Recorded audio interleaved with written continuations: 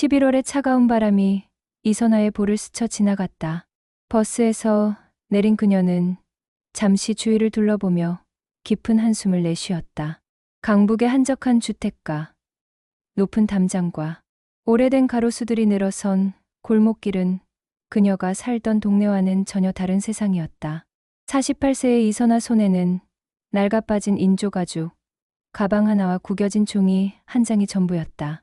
그 종이 위에는 서툰 글씨로 적힌 주소와 고액 간병, 월 300만 원이라는 메모가 적혀 있었다. 종이의 모서리는 손때가 묻어 검게 변해 있었다. 지난 일주일 동안 수십 번 들여다보며 이 기회를 놓칠까봐 전전긍긍했던 흔적이었다. 여기가 맞나? 선아는 마음속으로 중얼거리며 종이에 적힌 주소를 다시 한번 확인했다. 높은 담장 너머로 보이는 기와지붕들 사이로 유독 큰 저택 하나가 눈에 들어왔다. 3층짜리 양옥집이었는데 고급스러운 외관에도 불구하고 왠지 모르게 음침한 분위기가 감돌았다. 담쟁이 덩굴이 벽면을 덮고 있었고 정원의 나무들도 제대로 관리되지 않아 우거져 있었다. 지난 2달 동안 선아의 삶은 완전히 뒤바뀌었다. 남편 민수가 공사장에서 떨어져 즉사한 것은 7월의 무더운 어느 날이었다. 20회를 함께 산 남편을 하루아침에 잃은 충격도 가시기 전에 18살 딸 은지가 시각장애 진단을 받았다는 소식이 날아왔다. 엄마, 의사 선생님이 수술하면 나을 수 있다고 했어요. 그런데 수술비가... 은지의 떨리는 목소리가 아직도 귀에 맴돌았다. 각막 이식, 수술비만 해도 3천만 원. 남편이 남긴 보험금으로도 턱없이 부족한 금액이었다. 게다가 남편 사고 이후 일자리를 구하는 것도 쉽지 않았다. 20년 동안 작은 식당에서 조리사로 일했지만 나이든 여성을 반겨주는 곳은 많지 않았다. 바로 그때 동네 주민센터 복지사 김 과장이 연락을 해왔다. 선아 씨, 혹시 간병일에 관심 있으세요? 조건이 아주 좋은 곳이 있긴 한데. 간병이요? 저는 경험이 없는데요. 그래도 기본적인 것만 배우시면 돼요. 대신 좀 특별한 경우라서 일단 만나서 얘기해봐요. 김 과장이 설명해준 내용은 놀라웠다. 한 달에 300만 원이라는 파격적인 조건이었다. 하지만 김 과장의 표정에는 뭔가 석연치 않은 구석이 있었다. 솔직히 말씀드리면 이전에 간병인이 몇 명 그만뒀어요. 아무래도 쉽지 않을 거예요. 하지만 정말 급하시다면 어떤 점이 어려운가요? 환자분이 의식불명 상태이신데 그 집 분위기가 좀 복잡한 면이 있어서요. 자세한 건 가서 보시면 아실 거예요. 김 과장의 애매한 설명이 찜찜했지만 선아에게는 선택의 여지가 없었다. 은지의 수술을 위해서라면 무엇이든 해야 했다. 그리고 지금 선아는 그 저택 앞에 서 있었다. 무거워 보이는 철문과 오래된 나무문이 이중으로 설치되어 있었다. 문 옆에는 오창호라고 새겨진 오래된 명패가 걸려 있었다. 선아는 심호흡을 하며 용기를 냈다. 딸을 위해서라면 어떤 어려움도 견뎌낼 수 있다고 스스로에게 다짐하며 문을 두드렸다. 똑똑똑. 한참을 기다린 후 안쪽에서 하이힐 소리가 들려왔다. 문이 열리자 30대 후반으로 보이는 우아한 여성이 나타났다. 키가 크고 날씬한 체형에 깔끔하게 묶은 머리. 단정한 베이지색 원피스를 입고 있었다. 목에 걸린 진주 목걸이와 손목에 얇은 금시계가 그녀의 품격을 더해주었다. 혹시 이선아 씨인가요? 목소리도 차분하고 교양 있게 들렸다. 선아는 순간 자신의 초라한 행색을 의식했다. 몇 년 된 점퍼에 색이 바랜 청바지, 달아서 밑창이 얇아진 운동화까지. 하지만 어쩔 수 없었다. 이게 그녀가 가진 가장 괜찮은 옷이었다. 네. 안녕하세요. 간병인 일로 연락받고 왔습니다. 아, 네. 정수연입니다. 기다리고 있었어요. 들어오세요. 정수연의 목소리는 따뜻했지만 선아가 저택 안으로 발을 들여놓는 순간 묘한 한기가 등줄기를 타고 올라왔다. 거실은 상당히 넓었다.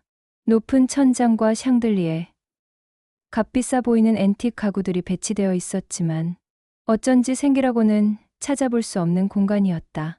마치 박물관처럼 정적이 감돌았다. 벽에는 커다란 유화들이 걸려 있었는데 대부분 어둡고 무거운 색조의 그림들이었다. 좀 추우시죠? 이 집이 원래 좀 그래요. 정수연이 선아의 표정을 눈치채며 말했다. 차 한 잔 드릴까요? 아니에요. 괜찮습니다. 바로 일 얘기부터 듣고 싶어요. 그러시군요.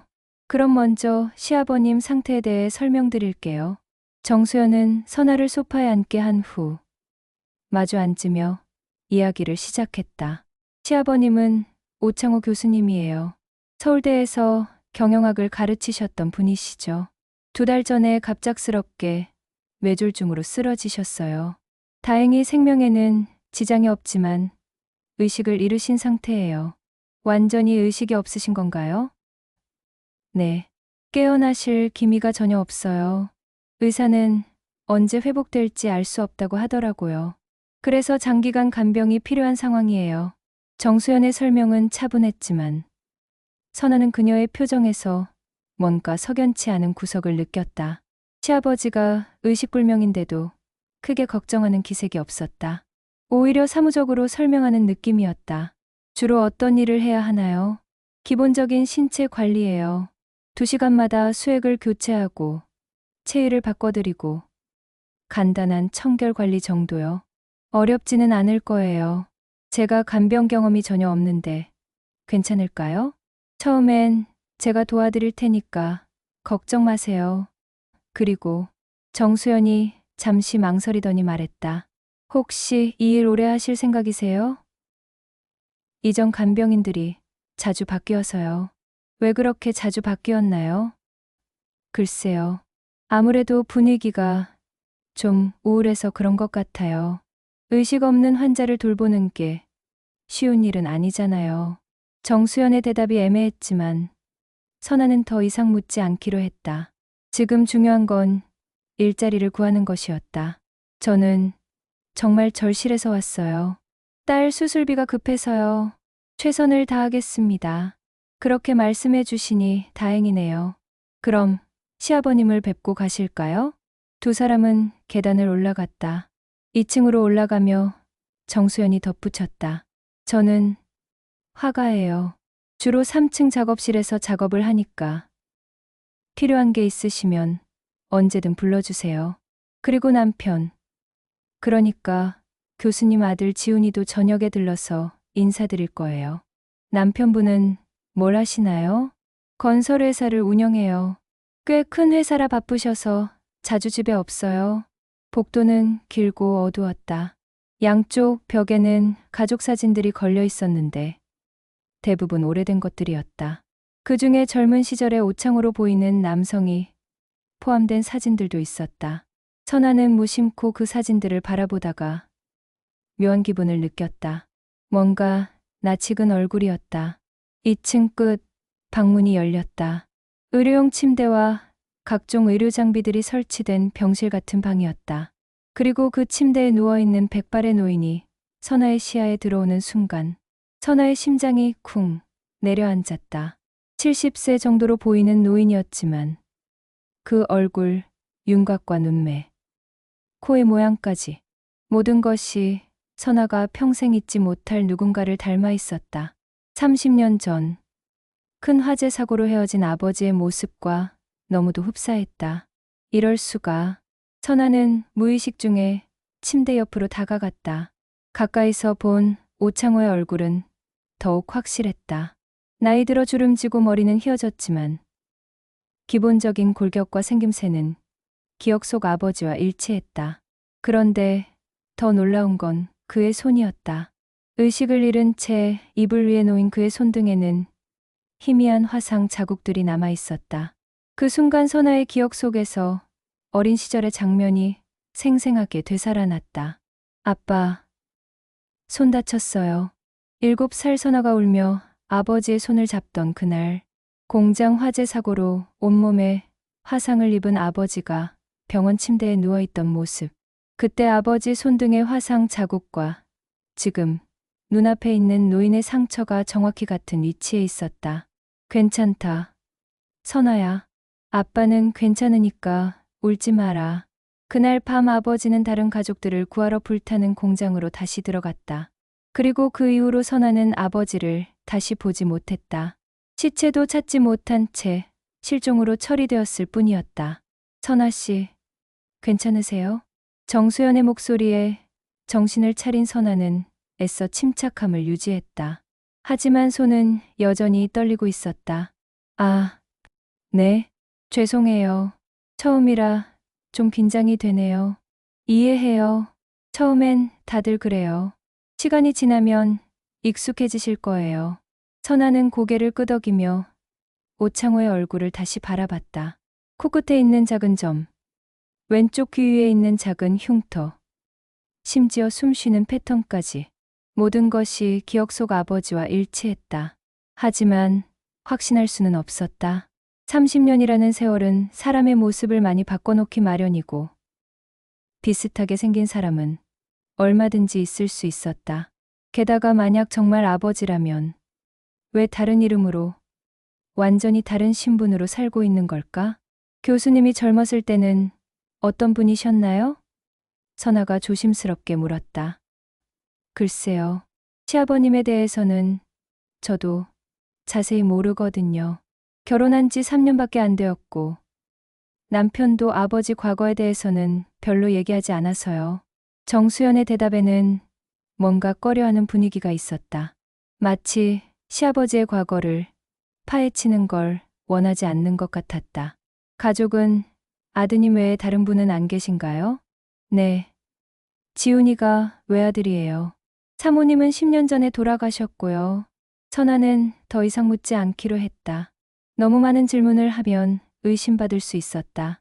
간단한 신체 관리 방법은 내일 아침에 자세히 알려드릴게요. 오늘은 푹 쉬세요. 방은 1층에 준비해뒀어요. 정수연이 선아를 1층 작은 방으로 안내했다. 침대와 책상, 작은 옷장이 있는 소박한 방이었지만 깨끗하게 정리되어 있었다. 불편한 건 없으실 거예요. 화장실은 복도 끝에 있고요. 그럼 내일 아침에 뵙겠습니다. 정수연이 나간 후 선아는 홀로 남겨진 방에서 복잡한 심정으로 천장을 바라봤다. 정말로 저 노인이 자신의 아버지일까? 30년 동안 죽었다고 생각했던 아버지가 살아있을까? 하지만 의문은 더욱 많았다. 만약 정말 아버지라면 왜 가족을 찾지 않았을까?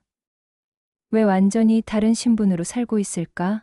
그리고 이 집 사람들은 왜 그의 과거를 말하기 꺼려할까? 선아는 가방에서 은지 사진을 꺼내 들여다봤다. 남편을 닮아 선한 인상의 딸이 환하게 웃고 있는 사진이었다. 은지야, 엄마가 정말 이상한 곳에 왔나 봐. 하지만 너 때문에 참고 견뎌야겠어. 밤이 깊어갈 무렵 선아는 다시 2층으로 올라가 오창호가 있는 방을 살짝 들여다봤다. 달빛이 커튼 사이로 스며들어 그의 얼굴을 은은하게 비추고 있었다. 선아는 조용히 침대 곁으로 다가가 그의 손을 조심스럽게 살펴봤다.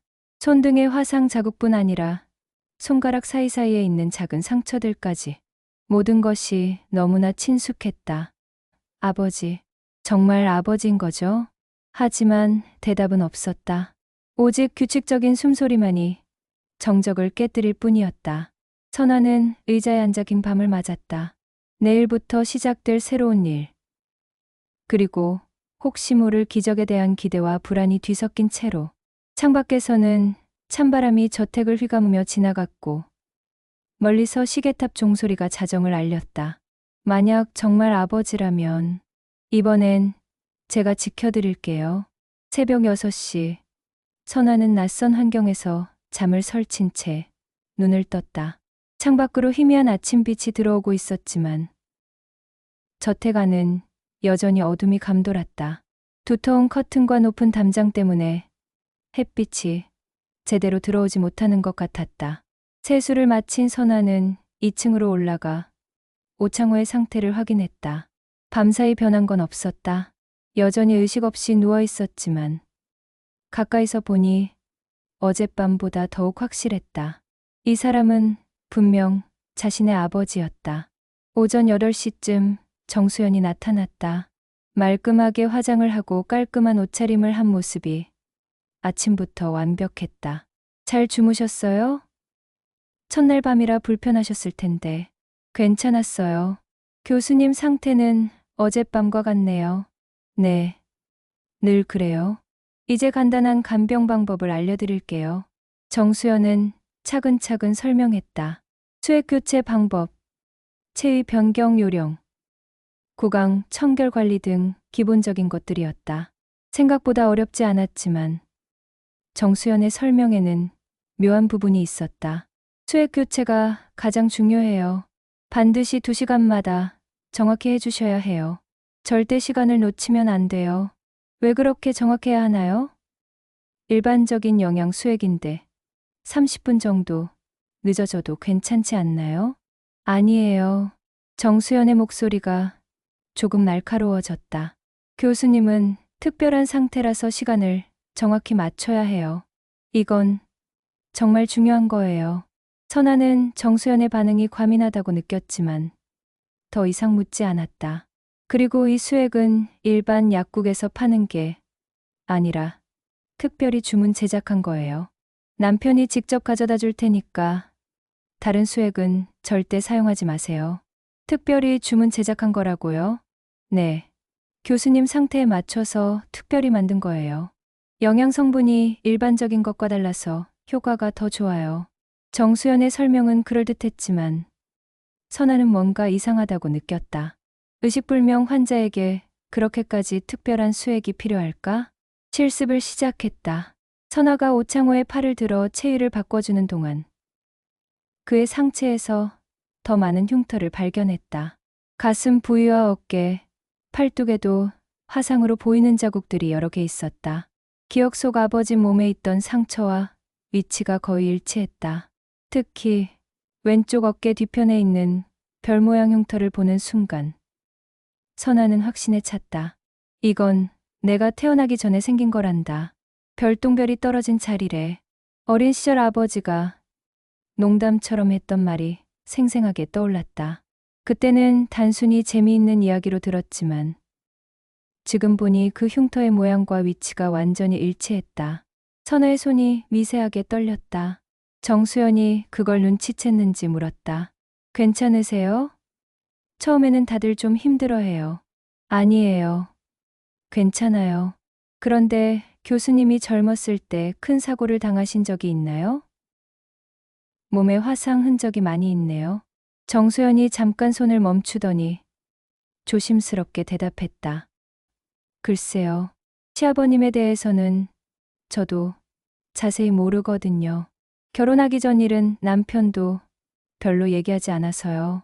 그래도 이렇게 큰 흉터들이 있으면 선아 씨. 정수연의 목소리에 약간의 경고가 담겨 있었다. 시아버님 과거 일은 굳이 알 필요 없을 것 같아요. 지금은 간병에만 집중해 주시면 돼요. 뭔가 꺼려하는 분위기였다. 선아는 더 이상 묻지 않기로 했다. 오후 시간에는 선아 혼자 간병을 했다. 정수연은 3층 작업실에서 그림 작업을 한다며 올라갔다. 선아는 혼자 남겨진 시간 동안 더욱 자세히 오창호를 관찰할 수 있었다. 얼굴뿐만 아니라 손가락의 모양, 발톱의 형태, 심지어 귀의 모양까지 모든 것이 기억 속 아버지와 일치했다. 더 이상 의심할 여지가 없었다. 이 사람은 분명 자신의 아버지 이정호였다. 하지만 왜 오창호라는 이름으로 살고 있을까? 30년 전 그 화재 사고 이후 무슨 일이 있었던 걸까? 선아는 방 안을 둘러봤다. 책상 위에는 여러 서류들이 놓여 있었는데 대부분 병원 관련 서류들이었다. 그 중에 환자 차트가 있어서 살짝 들여다봤다. 환자명 오창호 70세, 진단명 뇌경색으로 인한 의식불명, 발병일 2024년 7월 15일, 특이사항 의식회복 지연, 지속적 수액 투여 중, 7월 15일 남편 민수가 사고로 죽은 지 열흘 후였다. 묘한 우연이었다. 저녁 무렵 현관에서 자동차 소리가 들렸다. 고급 세단이 주차되는 소리였다. 곧이어 정수연이 급히 아래로 내려가는 발소리가 들렸다. 여보, 일찍 왔네? 새로운 간병인 어때? 괜찮아 보이던데. 그런데 좀 이상한 게 아버지를 보는 눈빛이 남달랐어. 마치 아는 사람을 보는 것 같은. 설마 그럴 리가.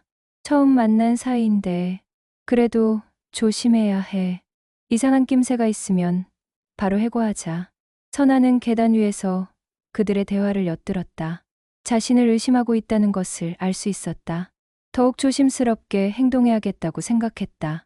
발걸음 소리가 계단을 올라왔다. 선아는 재빨리 침대 곁으로 가서 오창호의 이불을 정리하는 척했다. 곧 나타난 남자는 40대 중반으로 보이는 건장한 체격의 인물이었다. 값비싼 정장에 롤렉스 시계, 금반지까지 차고 있어 부유함이 한눈에 보였다. 하지만 그의 눈빛에는 날카로운 경계심이 서려 있었다. 안녕하세요. 오지훈입니다. 아버지 간병 부탁드려요. 네. 이선아입니다. 최선을 다하겠습니다. 악수를 나누는 동안 지훈의 눈은 선아를 위아래로 훑었다. 마치 그녀를 품평하듯 관찰하는 시선이었다. 선아는 불편함을 느꼈지만 내색하지 않았다. 간병일 해보신 적 있으세요? 아니요. 처음입니다. 그럼 왜 하필 이 일을? 지훈의 목소리에 의심이 배어 있었다. 딸 수술비가 급해서 다른 일자리도 찾아봤지만 조건이 맞는 곳이 없었어요. 딸이 아프신가요? 시각장애 진단을 받았어요. 수술하면 나을 수 있다고 하는데 비용이 많이 들어서요. 지훈은 잠시 선아를 응시하다가 고개를 끄덕였다. 하지만 여전히 의심스러운 표정이었다. 아, 그러시군요. 그래도 우리 아버지는 일반적인 환자와 다르시니까 각별히 신경 써주세요. 실수하면 안 돼요. 어떤 점이 다른가요? 아버지는 특별한 분이세요. 사소한 실수도 큰 문제가 될 수 있어요. 지훈의 말이 애매했다. 마치 무엇인가를 숨기고 있는 것 같았다. 지훈이 아버지 곁으로 가서 잠시 얼굴을 내려다봤다.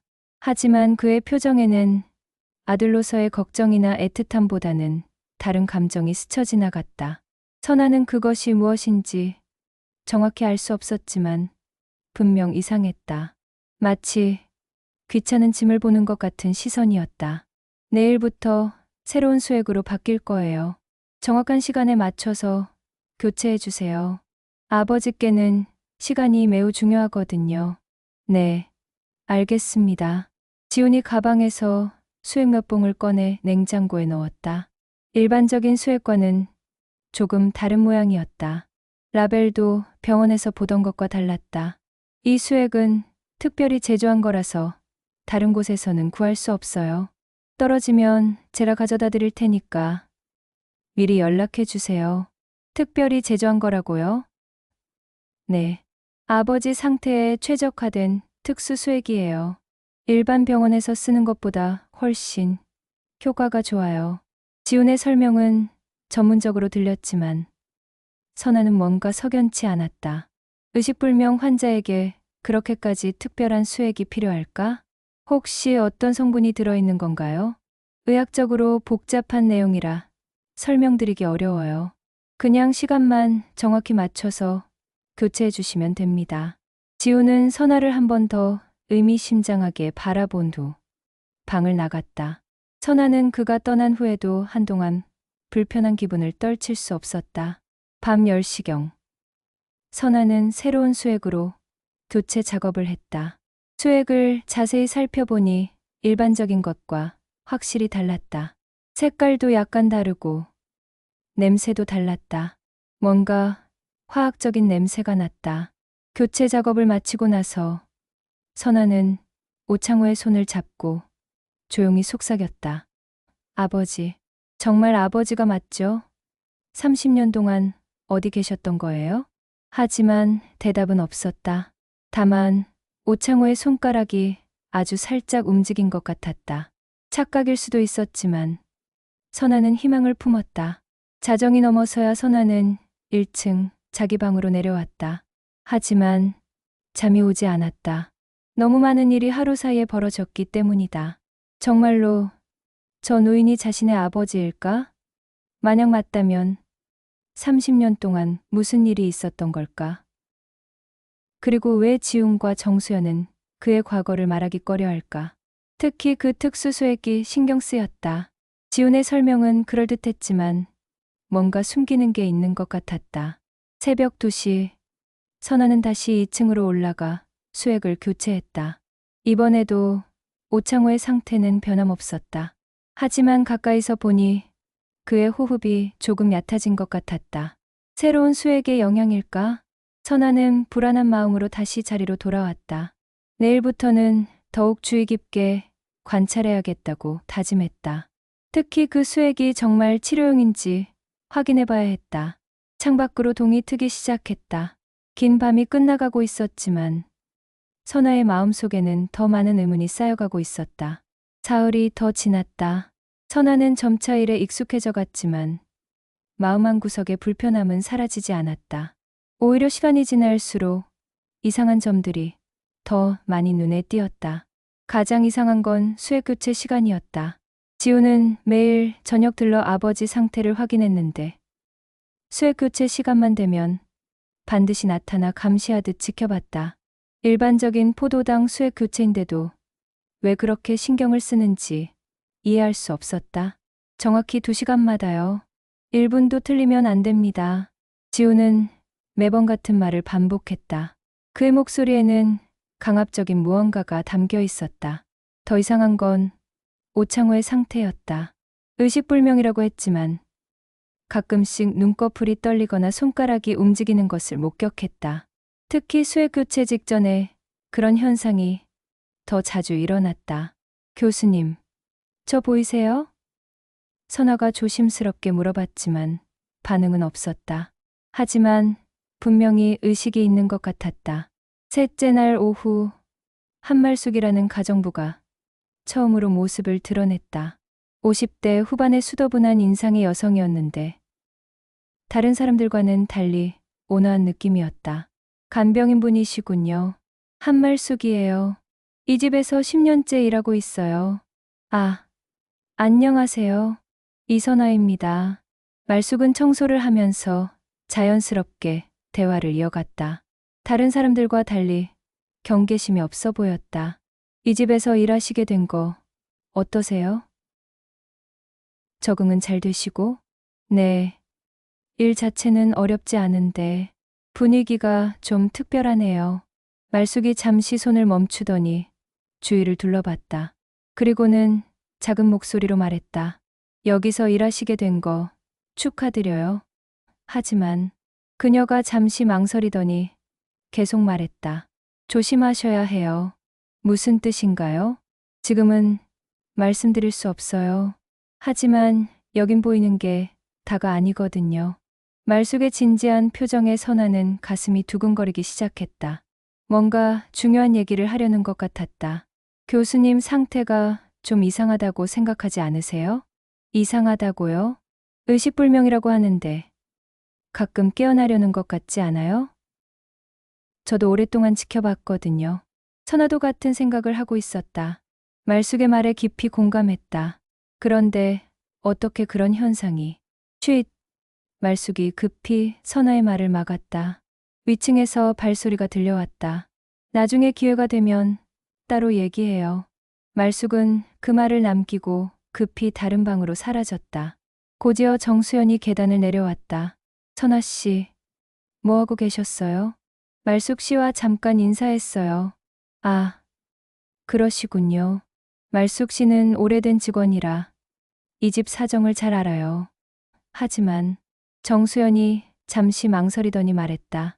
가끔 이상한 얘기를 하실 때가 있어요. 너무 신경 쓰지 마세요. 정수연의 말에는 경고의 뉘앙스가 있었다. 마치 말숙의 말을 믿지 말라는 것 같았다. 그날 밤, 선아는 2시 수액 교체 시간에 이상한 일을 목격했다. 새 수액을 연결하기 직전 오창호의 눈이 살짝 떠지는 것을 봤다. 아주 잠깐이었지만 분명히 의식이 있는 눈빛이었다. 교수님, 깨어나셨어요? 하지만 곧 다시 눈을 감았다. 그리고 수액이 들어가기 시작하자 다시 완전한 무의식 상태가 되었다. 뭔가 이상해. 선아는 수액 봉지를 자세히 살펴봤다. 라벨에는 맞춤형 영양 수액이라고 적혀 있었지만 성분 표시는 없었다. 일반 의료용품과는 확실히 달랐다. 이틀 후 말숙이 빨래를 들고 정원으로 나가는 것을 봤다. 선아는 이 기회를 놓치지 않았다. 말숙 씨, 빨래 도와드릴까요? 고마워요. 혼자 하기엔 양이 좀 많아서요. 두 사람은 정원으로 나갔다. 정원은 생각보다 넓었고 높은 담장으로 둘러싸여 있어 외부와 완전히 차단된 공간이었다. 말숙은 주위를 살피더니 빨래를 널면서 작은 목소리로 말하기 시작했다. 이제 좀 얘기할 수 있을 것 같네요. 무슨 얘기를 하고 싶으셨던 건가요? 교수님 일이에요. 말숙의 목소리가 더욱 낮아졌다. 정말로 이상해요. 선아는 빨래를 널면서 귀를 기울였다. 교수님이 쓰러지신 지 석 달이 됐는데 처음 한 달 반까진 상태가 조금씩 좋아지고 계셨어요. 의사 선생님도 곧 의식을 되찾으실 거라고 희망적으로 얘기했고요. 그런데요. 한 달 반 전부터 갑자기 수액을 바꾸기 시작했어요. 지훈 씨가 직접 가져오는 특별한 것으로 말이에요. 그 이후로 교수님 상태가 나빠지지도 좋아지지도 않고 계속 그 상태로 유지되고 있어요. 선아는 빨래 집게를 든 손이 멈췄다. 혹시 그 수액에 뭔가... 저도 처음엔 그냥 더 좋은 약이려니 했어요. 하지만 이상한 점이 너무 많았어요. 말숙이 주위를 다시 한번 살핀 후 계속 말했다. 우선 그 수액이 일반 병원에서 나온 게 아니에요. 라벨도 이상하고 냄새도 달라요. 그리고 가장 이상한 건 뭔가요? 교수님이 그 수액을 맞기 시작한 후로 깨어나려는 기미가 완전히 사라졌어요. 그전에는 가끔 눈을 뜨거나 손을 움직이셨거든요. 선아는 자신이 목격한 일들이 떠올랐다. 수액 교체 직전에 오창호가 깨어나려 하다가 수액이 들어간 후 다시 의식을 잃는 모습들 말이다. 혹시 그 수액이 의식을 막는 약물이 아닐까요? 말숙이 고개를 끄덕였다. 그녀의 표정이 매우 심각했다. 저도 그런 의심을 했어요. 그래서 조심스럽게 알아봤어요. 말숙이 앞치마 주머니에서 작은 유리병을 꺼냈다. 이건 며칠 전에 교체하고 남은 수액을 몰래 빼둔 거예요. 제 지인 중에 병원에서 일하는 간호사가 있거든요. 그 사람한테 성분 검사를 부탁했어요. 결과가 어땠나요? 말숙의 얼굴이 어두워졌다. 일반적인 영양 수액이 아니었어요. 뇌 기능을 억제하는 진정제 성분이 상당량 들어있더라고요. 의식을 잃은 환자가 깨어나지 못하게 하는 약물이에요. 선아는 충격으로 빨래 집게를 떨어뜨렸다. 말숙이 재빨리 주워주며 계속 말했다. 처음엔 믿고 싶지 않았어요. 아무리 그래도 친아들이 아버지에게 그런 짓을 하겠어요? 하지만요.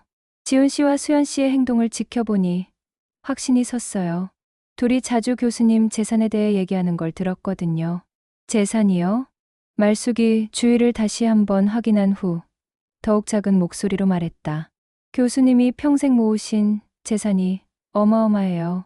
이 집만 해도 시가로 30억은 넘을 거고 시내 여러 곳에 건물도 소유하고 계시고 주식이며 예금도 상당하시거든요. 그럼 그 돈을 교수님이 의식을 잃으신 후에 지훈 씨가 후견인 자격으로 모든 재산을 관리하고 있어요. 그런데 만약 교수님이 의식을 되찾으시면 재산 관리권을 다시 가져가실 거 아니에요? 선아는 이제 모든 상황을 이해했다. 지훈과 정수연이 의도적으로 창호의 의식 회복을 막고 있다는 것이었다. 그들은 창호를 식물인간 상태로 유지하며 재산을 관리하려는 것이다. 그럼 저도 그들의 범죄에 이용당하고 있는 거네요. 맞아요.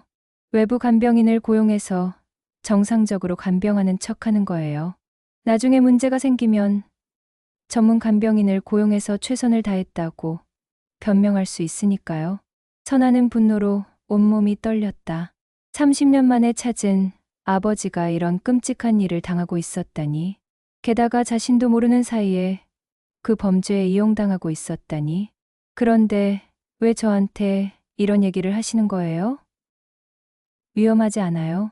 말숙이 잠시 망설이더니 진지한 표정으로 대답했다. 처음에는 그냥 조심하라고만 하려고 했어요. 하지만 선아 씨가 교수님을 돌보는 모습을 보니 뭔가 달랐어요. 뭐가요? 마치 가족을 대하는 것 같은 느낌이었어요. 단순히 일 때문에 온 게 아니라 진짜로 교수님을 걱정하는 것 같더라고요. 선아는 가슴이 철렁 내려앉았다. 자신의 감정이 겉으로 드러났다는 얘기였다. 혹시 교수님과 어떤 특별한 인연이 있으신 건 아닌가요? 잠시 고민하던 선아는 조심스럽게 입을 열었다. 이제는 말해야 할 때인 것 같았다. 사실 교수님이 제 아버지일지도 모르겠어요. 말숙의 눈이 커졌다. 정말요? 30년 전에 화재 사고로 헤어진 아버지와 너무 닮았어요. 흉터 위치까지 완전히 일치하고요. 그럼 더욱 위험해요. 말숙의 목소리가 급해졌다. 만약 그들이 선아 씨의 정체를 알게 되면 어떻게 될까요? 교수님을 해치려는 사람들이에요. 선아 씨도 위험해질 수 있어요. 두 사람은 잠시 말없이 빨래를 널었다. 선아의 머릿속은 복잡했다. 30년 만에 찾은 아버지가 이런 끔찍한 상황에 처해 있다니. 그리고 자신도 위험에 빠질 수 있다니. 말숙 씨, 이 증거로 경찰에 신고할 수 있을까요? 말숙이 걱정스러운 표정을 지었다. 글쎄요. 지훈 씨가 건설회사 대표라서 여러 방면으로 인맥이 넓어요. 경찰서에도 아는 사람이 있다고 들었고요. 단순한 의혹만으로는 쉽지 않을 것 같아요. 그럼 어떻게 해야 하죠? 더 확실한 증거가 필요해요. 그리고 말숙이 잠시 주저하더니 말했다. 약물 투여를 중단시킬 방법을 찾아야 해요. 어떻게요? 수액을 바꿔치기 하거나 아니면 투여량을 줄이거나 방법을 찾아봐야 해요. 선아는 결심이 섰다는 듯 고개를 끄덕였다. 네. 무슨 일이 있어도 아버지를 구해내야 해요. 하지만 정말 조심하세요. 들키면 선아 씨도 위험해져요. 저녁 무렵 선아는 다시 창호의 곁으로 돌아갔다. 평소와 같이 수액을 교체하고 체위를 바꿔주며 간병을 했지만 이제는 그 수액 안에 무엇이 들어있는지 알고 있었다. 아버지의 의식을 막는 독이 들어있다는 것을. 지훈이 평소처럼 수액 교체를 감시하러 왔다. 오늘도 정확한 시간에 교체해 주시네요. 잘하고 계세요. 지훈의 칭찬이 이제는 소름 끼쳤다. 아버지를 독살하는 일을 잘하고 있다고 칭찬하는 것이나 마찬가지였으니까. 교수님 상태는 어떤가요? 언제쯤 깨어나실까요? 의사가 말하기로는 아직 시간이 더 필요하다고 하네요. 언제 깨어나실지는 알 수 없어요. 지훈의 대답은 거짓말이었다. 그는 아버지가 절대 깨어나지 못하게 하려고 하고 있었으니까. 그날 밤, 선아는 창호의 손을 조심스럽게 잡았다. 아버지. 선아는 눈물을 참으며 속삭였다. 제가 꼭 구해드릴게요. 이번엔 제가 아버지를 지킬 차례예요. 창밖으로 어둠이 깔리고 저택 안에는 위험한 비밀을 품은 채 또 다른 밤이 시작되었다. 하지만 이제 선아는 혼자가 아니었다. 말숙이라는 동지가 있었고 무엇보다 아버지를 구하겠다는 확고한 의지가 있었다. 이틀 후 선아는 더 이상 참을 수 없었다. 매일 아버지에게 독을 주입하는 것을 지켜보는 것이 고문 같았다. 특히 지난밤 일어난 일 때문에 더욱 그랬다. 새벽 2시 수액 교체 시간. 오창호가 잠시 눈을 뜨며 선아를 바라봤던 것이다. 그 순간의 눈빛은 분명히 의식이 있는 사람의 것이었다. 마치 무언가 말하고 싶어 하는 것 같았다. 아버지 저 보이세요? 선아가 다급히 물었지만 새로운 수액이 들어가자 다시 의식을 잃었다. 그때 선아는 확신했다. 아버지는 깨어나려고 하고 있었다. 하지만 그때마다 투여되는 약물이 의식을 잃게 만들고 있었다. 말숙과 상향 결과 더 이상 숨어 있을 수만은 없다는 결론에 도달했다. 증거는 충분히 모았고 이제는 직접 맞설 때였다. 하지만 너무 위험해요. 지훈 씨가 어떻게 나올지 몰라요. 말숙이 걱정했다. 그래도 해야 해요. 이대로 두면 아버지가 정말 위험해져요. 선아는 며칠 동안 계획을 세웠다. 지훈의 범죄를 폭로하되 안전하게 증거를 확보할 방법을 찾아야 했다. 저녁 무렵 지훈이 평소처럼 수액을 들고 올라왔다. 정수연도 함께였다. 선아는 심호흡을 하며 두 사람을 마주봤다. 이제 모든 것을 걸 때였다. 수액 교체는 제가 하겠습니다. 아니에요. 지훈이 선아를 밀어내려 했다. 이건 제가 직접 해야 하는 거라서. 하지만 선아는 한 발자국도 물러서지 않았다. 대신 수액 공지를 들고 지훈과 정수연을 똑바로 바라봤다. 이 수액에는 뭐가 들어있나요? 순간 방 안이 정적에 휩싸였다. 지훈과 정수연의 표정이 굳어졌다. 무슨 소리예요? 정수연이 당황한 듯 물었다. 교수님을 의도적으로 의식불명 상태로 만들고 있는 거 아닌가요? 지훈의 얼굴이 차갑게 변했다. 더 이상 가면을 쓸 필요가 없다는 듯이 비웃음을 지었다. 언제부터 알고 있었죠? 얼마나 오랫동안 교수님께 독을 주입해온 거죠? 선아의 목소리가 떨렸지만 단호했다. 독. 지훈이 크게 웃었다. 너무 극단적으로 표현하시는군요. 그냥 아버지가 편안히 쉴 수 있게 도와드리는 거예요. 편안히 쉬는 게 아니라 깨어나지 못하게 하는 거 아닌가요? 정수연이 지훈의 팔을 잡으며 속삭였다. 여보, 이제 어떻게 하지?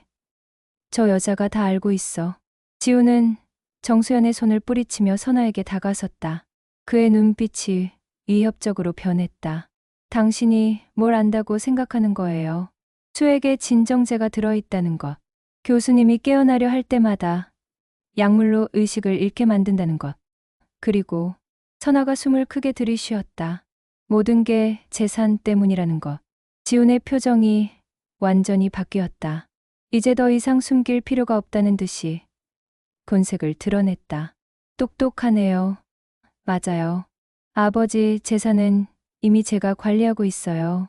그리고 계속 그럴 예정이고요. 어떻게 친아버지에게 그런 짓을 할 수 있어요? 친아버지? 지훈이 냉소적으로 웃었다. 그 늙은이가 저한테 뭘 해줬다고? 평생 공부하라고만 했지. 정작 사업할 때는 한 푼도 도와주지 않았어요. 그래도 가족인데. 가족이라고요? 지훈의 목소리가 높아졌다. 돈이 있으면서도 꼬박꼬박 아껴가며 혼자만 잘 살려던 사람이요? 저는 그런 아버지한테서 당연히 받을 몫을 받는 것뿐이에요. 선아는 지훈의 냉혹함에 몸서리쳤다. 자신의 친아버지를 이렇게 차갑게 대할 수 있다니. 그럼 언제까지 이런 짓을 할 생각이에요? 필요한 만큼요. 지훈이 어깨를 으쓱했다. 아버지는 편안하게 잠들어 계시고 재산은 제가 잘 관리하고 있으니 모두에게 좋은 일 아닌가요? 이건 살인이에요. 살인이라고요. 지훈이 다시 웃었다. 아버지는 살아계시는데 무슨 살인이에요? 단지 좀 더 오래 주무시는 것뿐이죠. 정수연이 불안한 표정으로 끼어들었다. 선아 씨, 이 일은 없던 걸로 하면 안 될까요? 월급을 2배로 올려드릴게요. 아니, 3배라도. 하지만 선아는 고개를 저었다. 아니요, 안 돼요. 경찰에 신고할 거예요. 그 순간 지훈의 표정이 완전히 바뀌었다. 위험한 광기가 그의 눈에 서렸다. 그럴 수 없을 거예요. 왜 못하겠어요?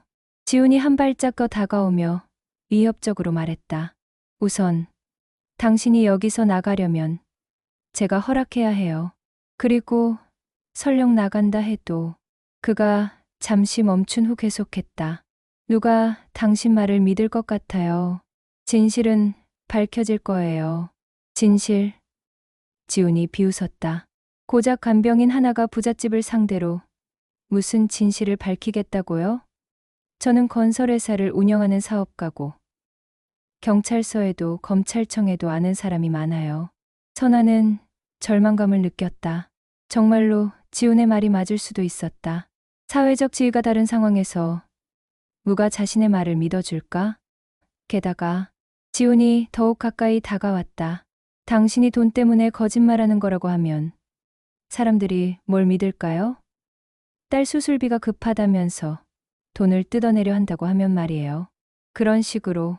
그리고 무엇보다도 지훈의 목소리가 더욱 낮아졌다. 필요하다면 간병인 하나쯤 없애는 건 어렵지 않아요. 사고는 언제든 일어날 수 있으니까. 선아는 등골이 오싹해졌다. 지훈이 정말로 자신을 해칠 수 있다는 확신이 들었다.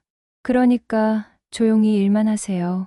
월급도 많이 주고 딸 수술비도 도와드릴 테니까. 하지만 바로 그때 방문 뒤에서 작은 소리가 들렸다. 말숙이었다. 그녀는 문틈으로 손을 내밀어 작은 녹음기를 보여줬다. 지금까지의 대화를 모두 녹음한 것이었다. 선아는 안도감과 함께 새로운 희망을 느꼈다.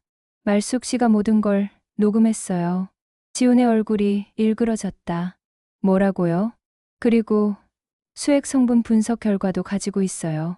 이제 증거는 충분해요.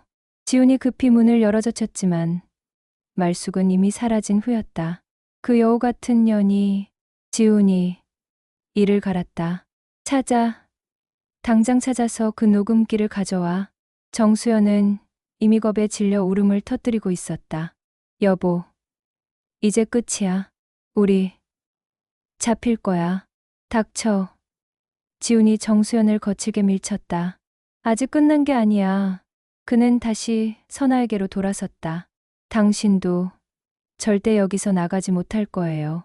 하지만 선아는 이미 창호 침대 너머로 피해 있었다. 그리고 창문을 열어젖히며 외쳤다. 도와주세요. 살인이에요. 여기 사람을 독살하려는 사람들이 있어요.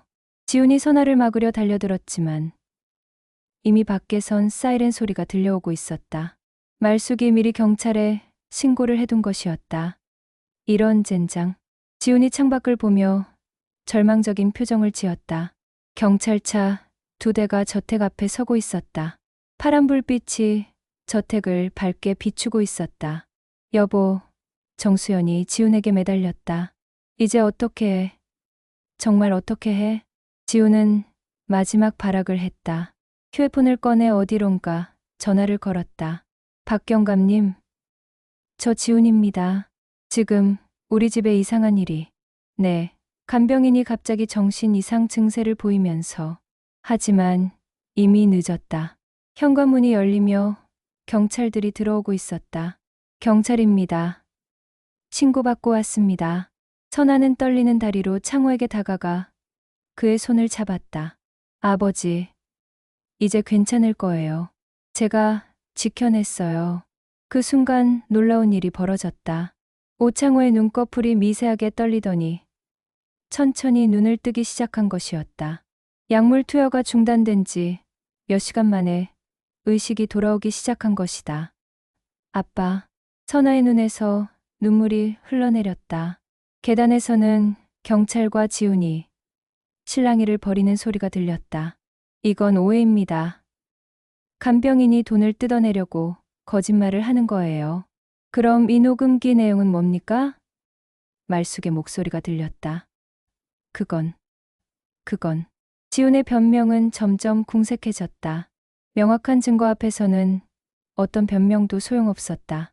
경찰이 방으로 들어왔을 때 오창호는 이미 희미하게나마 의식을 되찾고 있었다. 그의 눈동자가 선아를 향해 움직였다. 선아야. 약한 목소리였지만 분명히 들렸다. 선아는 아버지의 손을 꽉 잡고 울었다. 30년 만에 다시 듣는 아버지의 목소리였다. 창밖으로 경찰차의 불빛이 저택을 밝게 비추고 있었다. 길고 어두웠던 악몽이 드디어 끝나가고 있었다. 하지만 선아는 아직 알지 못했다. 지훈이 마지막으로 건 전화의 위력을.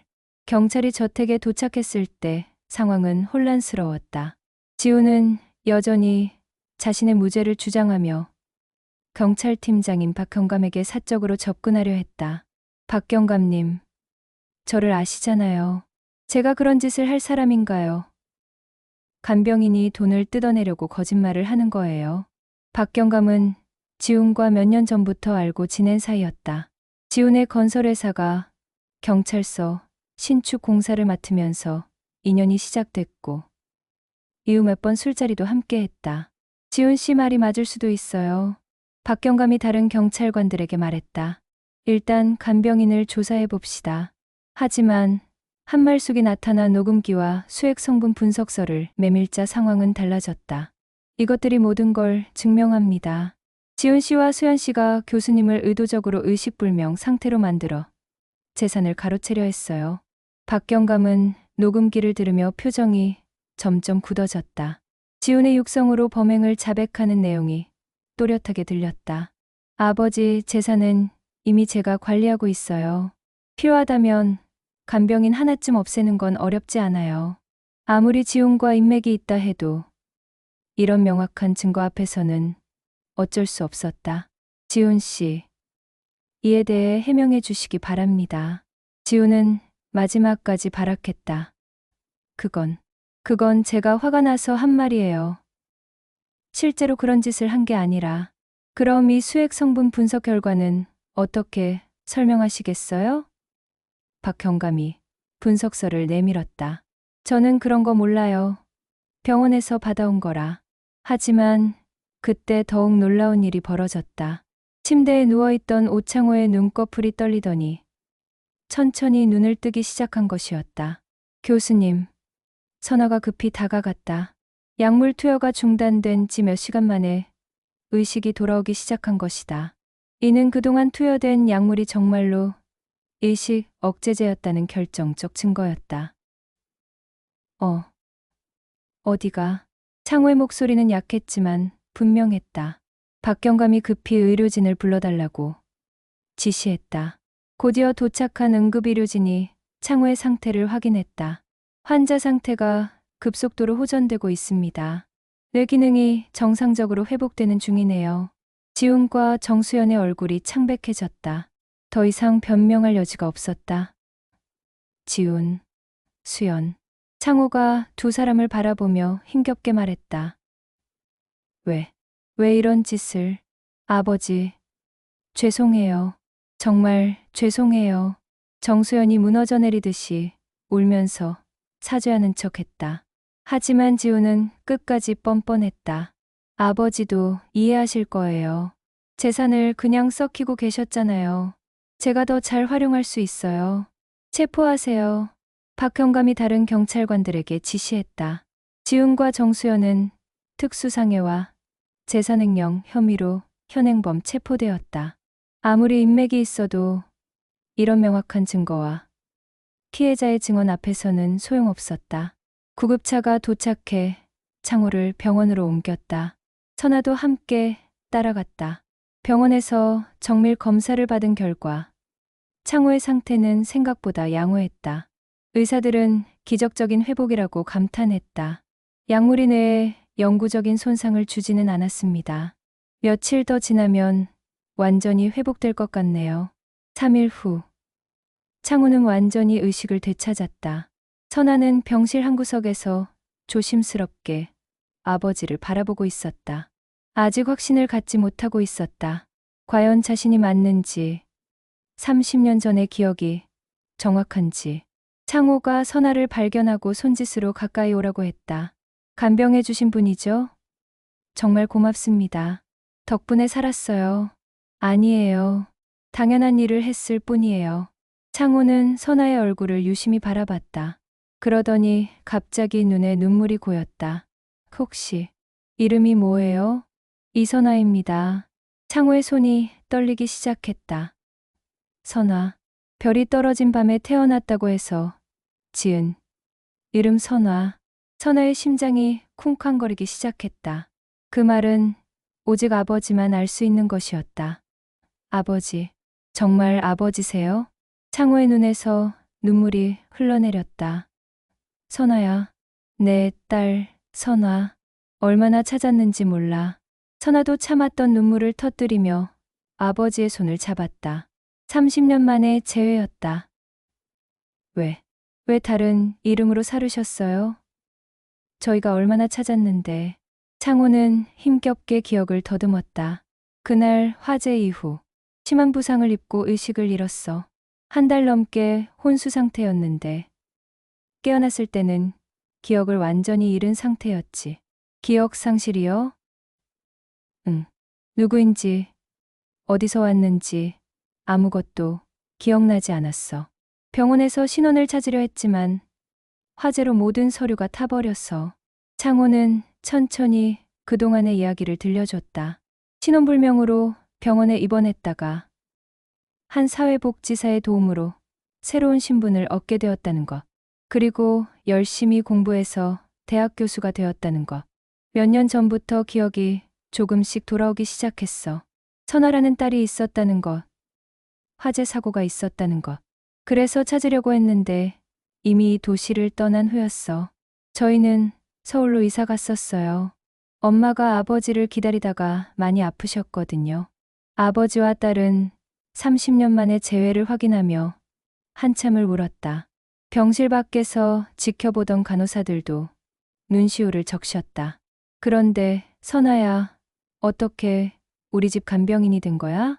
선아는 은지의 이야기를 들려줬다. 시각장애 진단을 받은 딸, 수술비를 위해 간병 일을 시작하게 된 이야기까지. 그럼 내 외손녀가 있다는 얘기네? 네, 은지라고 해요. 18살이에요. 창호의 눈이 다시 촉촉해졌다. 꼭 만나보고 싶구나. 그리고 수술비는 걱정 마라. 할아버지가 모든 걸 책임질 테니까. 한 달 후, 지훈과 정수연은 정식 재판에서 각각 7년과 5년형을 선고받았다. 지훈의 인맥도 명확한 증거와 피해자의 증언 앞에서는 소용없었다. 창호의 증언과 말숙의 녹음 자료, 그리고 수액 성분 분석 결과가 결정적이었다. 창호는 빠르게 건강을 회복했다. 의사들은 원래 뇌졸중이 아니라 약물에 의한 인위적인 의식불명이었기 때문에 후유증이 거의 없다고 했다. 정말 다행이에요. 조금만 늦었어도 큰일 날 뻔했어요. 담당 의사가 말했다. 선아의 딸 은지도 할아버지의 지원으로 각막 이식 수술을 성공적으로 받았다. 수술 후 서서히 시력이 회복되고 있었다. 할아버지, 정말 감사해요. 이제 엄마 얼굴도 제대로 볼 수 있어요. 은지가 환하게 웃으며 말했다. 당연한 일이지.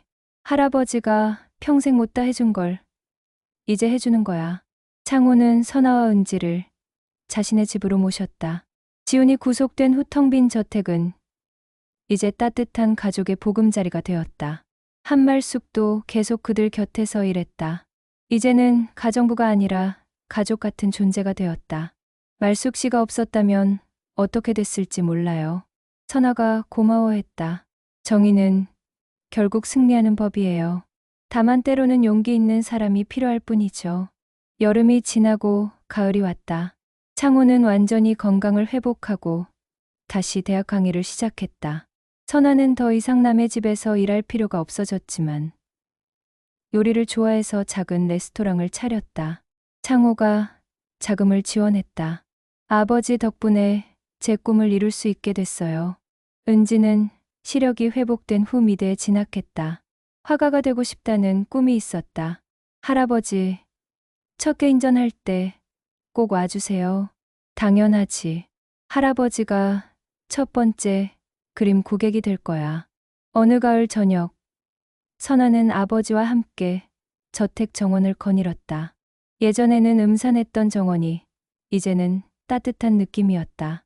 정원사를 고용해서 나무들을 다듬고 꽃을 심어 놓았다.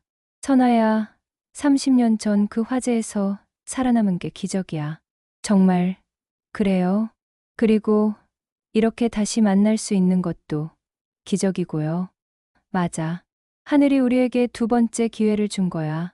석양이 저택을 물들이며 지고 있었다. 한때는 음모와 탐욕의 무대였던 이곳이 이제는 사랑과 희망의 공간이 되었다. 아버지, 앞으로는 절대 헤어지지 말아요. 그럼, 이제 우리는 가족이니까. 저녁 무렵 은지가 미대에서 돌아왔다. 첫 작품을 완성했다며 들뜬 모습이었다. 엄마, 할아버지, 제 그림 보세요. 캔버스에는 세 사람이 함께 있는 따뜻한 가족의 모습이 그려져 있었다. 제목이 뭐니? 창호가 물었다. 새로운 시작이에요. 우리 가족의 새로운 시작을 그린 거예요. 그날 밤 선아는 오랜만에 편안한 잠에 들었다. 30년 동안 가슴 깊이 묻어두었던 그리움과 아픔이 사라지고 대신 따뜻한 행복이 자리 잡았다. 새로운 시작이었다. 잃어버린 시간은 되돌릴 수 없지만 남은 시간은 온전히 그들의 것이었다. 가족이라는 이름으로 다시 시작하는 새로운 인생이었다. 창밖으로는 첫눈이 내리기 시작했다. 흰 눈이 저택을 덮으며 모든 것을 순백으로 만들어가고 있었다. 마치 과거의 아픈 기억들을 모두 지워주는 것 같았다. 선아는 은지의 그림 제목처럼 이것이 정말로 그들 가족의 새로운 시작이라고 생각했다. 그리고 이번에는 아무도 그들을 떼어놓을 수 없을 것이라고 확신했다.